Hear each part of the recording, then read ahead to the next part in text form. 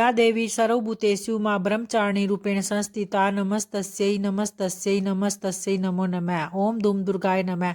नमस्कार दोस्तों, आप सबका सुनीता भक्ति चैनल में हार्दिक स्वागत है। मां तारा देवी आपकी हर मनोकामना पूर्ण करे।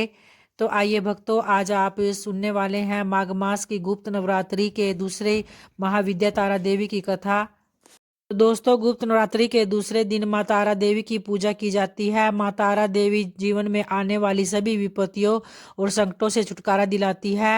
मां तारा देवी की साधना पूर्ण रूप से अघोरी साधना होती है और मां तारा की साधना करने से मनुष्य को लौकिक सुख के साथ शांति और समृद्धि भी प्राप्त होती है। देवी तारा अपने सभी भक्तों की मनोकामनाएं पूर्ण करती है। तो आइए भक्तों, जानते हैं मां तारा का स्वरूप कैसा है। शास्त्रों में बताया गया है कि मां तारा को 10 महाविद्याओं की दूसरी विद्या माना जाता है। ऐसा माना जाता है कि मां तारा का स्वरूप मां काली के समान ही होता है। अगर कोई व्यक्ति तांत्रिक शक्तियां प्राप्त करना चाहता है तो उसे मां तारा की विशेष साधना करनी चाहिए। और मां की पूजा ज्यादातर अघोरी, तांत्रिक और साधु करते हैं। मां के 3 स्वरूप हैं। इनका रंग नीला है, इसलिए इन्हें नील सरस्वती भी कहा जाता है। इसके अलावा मां तारा को उग्रतारा के नाम से भी जाना जाता है। मां अपना उग्र रूप धारण करके अपने भक्तों के सभी कष्टों को दूर करती है और अपने भक्तों को मोक्ष की प्राप्ति कराती है।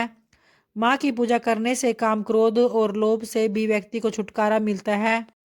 मां की पूजा हमेशा रात्रि के समय की जाती है। तो आप अगर पूजा कर रहे हैं तो हमेशा आपको अर्धरात्रि में ही पूजा करनी चाहिए। मां तारा की पूजा हमेशा एकांत कक्ष में ही करें, जहां पर कोई और व्यक्ति उपस्थित न हो। मां की पूजा करने से पहले स्नान करें। इसके पश्चात एक सफेद रंग की धोती धारण करें।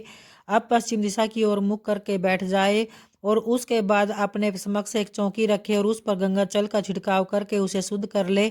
फिर उसके बाद एक चौकी पर गुलाबी रंग का आप कपड़ा बिछाए और एक प्लेट में कुछ गुलाब के फूल रखे और चौकी पर आप चाहे तो तारा यंत्र की स्थापना कर सकते हैं। अगर आपने तारा यंत्र की स्थापना की हुई है तो उस पर चावल की 4 ढेरियां बनाए और चावल की चारों ढेरियों पर एक एक लौंग रखे। अब इसके साथ तारा यंत्र के सामने घी का दीपक प्रज्वलित करें।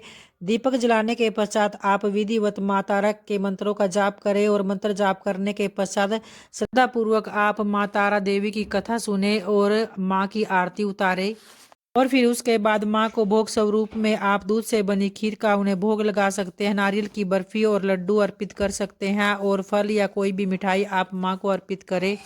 आइए अब सुनते हैं माँ तारा की एक पुरानी कथा के अनुसार।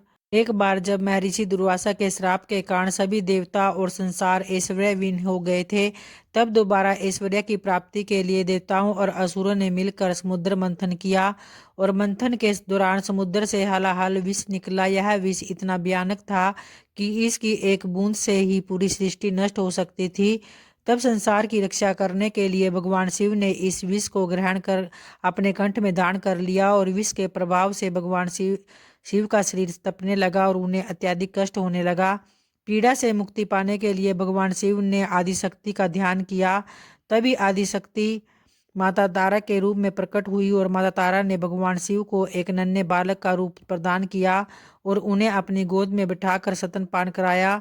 तो इससे भगवान शिव के शरीर का विष प्रभाव कम हो गया और तभी से माता तारा को भगवान शिव की माता के रूप में जाना जाने लगा।